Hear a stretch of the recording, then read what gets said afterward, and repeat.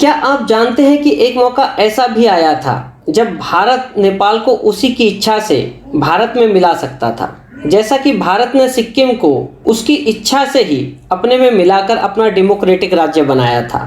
हाँ, ऐसा मौका आया था सन 1951 में, जब नेपाल के राजा त्रिभुवन वीर विक्रम ने ऐसी इच्छा भारत से जताई थी। दरअसल चाइना कम्युनिस्ट पार्टी का अग्रेशन बढ़ता जा रहा था। पूरे चाइना को कब्जे में करने के बाद जिस तरह उसने तिब्बत पर कब्जा किया, नेपाल के राजा को डर सताने लगा था कि तिब्बत वाला हाल उसके साथ भी हो सकता है। इसी डर के चलते एक कमज़ोर हिंदू राष्ट्र दूसरे शक्तिशाली हिंदू राष्ट्र की सुरक्षा में हमेशा के लिए आ जाना चाहता था।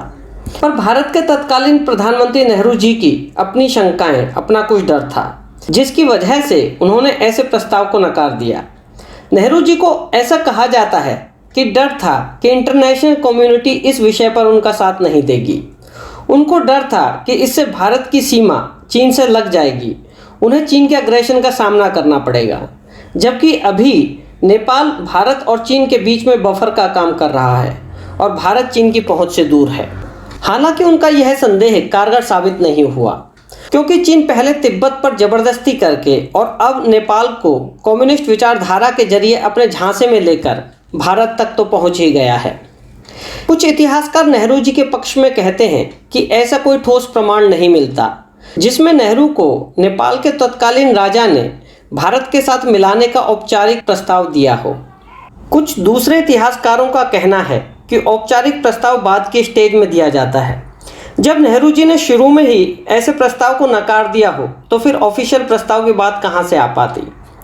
भूतपूर्व राष्ट्रपति प्रणब मुखर्जी अपनी ऑटोबायोग्राफी द प्रेसिडेंशियल ईयर्स में इस बात की पुष्टि करते हैं कि तत्कालीन नेपाल के राजा त्रिभुवन ने भारत के तत्कालीन प्रधानमंत्री को यह ऑफर दिया था कि वे नेपाल को भारत में मिलाकर अपना राज्य बना लें। वह आगे कहते हैं कि जहां नेहरू जी ने इस प्रस्ताव को नकार दिया था, वहीं उसी जगह यदि इंदिरा गांधी होती तो वह इस मौके को हाथ से न जाने देती। वह पक्का ही इस प्रस्ताव को स्वीकार कर लेती और नेपाल को भारत में मिला लेती, जैसा उन्होंने सिक्किम को भारत में मिलाया था। रक्षा विशेषज्ञ इसे नेहरू जी की बहुत बड़ी गलती मानते हैं। वे कहते हैं कि नेहरू जी के इस फैसले ने पूरे विश्व को, खासकर चीन को, भारत की कमजोरी का संदेश दिया। इससे चाइना का हौसला बढ़ता गया और 1962 में भारत पर हमला कर भारत के जम्मू कश्मीर के एक हिस्से पर कब्जा कर लिया। उसी कमजोर इमेज के चलते चीन अभी भी नहीं रुका है और पाकिस्तान, नेपाल और तिब्बत के रास्ते भारत पर हमला करने की फिराक में रहता है। वहीं यदि भारत नेपाल को अपने में मिलाकर अपनी कूटनीति और साहस का परिचय देता तो चीन खुद को संयमित रखता। वह ना तो 1962 में भारत पर हमला करने की सोचता और ना ही बाद के वर्षों में इतना अग्रेशन दिखाता। इकोनॉमिक वॉर या फिर कोल्ड वॉर जैसा कुछ हो सकता था, पर मिलिट्री वॉर के चांस बहुत ही कम होते। नेपाल को भारत में मिला लेने से जहां भारत की बाहरी सुरक्षा होती, वहीं भारत नेपाल के जरिए अपने उत्तर पूर्वी राज्यों से भी नेपाल के रास्ते लैंड रूट से जुड़ जाता। आज भारत को सिलीगुड़ी रूट या चिकन नेक जैसे नैरो रूट के इस्लामिक शक्तियों द्वारा घेरे जाने पर उत्तर पूर्वी राज्यों से अलग हो जाने का डर ना सताता।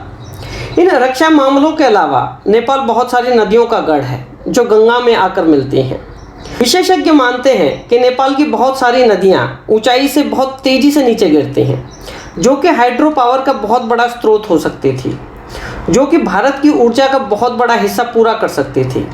इस तरह नेपाल न केवल भारत को रक्षा के क्षेत्र में बल्कि भारत को आर्थिक क्षेत्र में भी महाशक्ति बनाने में बड़ा सहयोग कर सकता था। खैर, जो हो गया सो हो गया। शायद नेहरू जी की और उनके विदेश मंत्रालय की विदेश नीति, कूटनीति ज़्यादा कारगर नहीं रही होगी। उन्हें अपनी महान संस्कृति पर या अपनी सेना की ताकत पर या फिर अपने नेतृत्व पर ज़्यादा विश्वास नहीं रहा होगा। तभी उन्होंने नेपाल को भारत में ना मिलाने का ऐसा निर्णय लिया, जिसे इतिहासकार, रक्षा विशेषज्ञ एक ब्लंडर के रूप में, एक बहुत बड़ी गलती के रूप में गिनते हैं। धन्यवाद।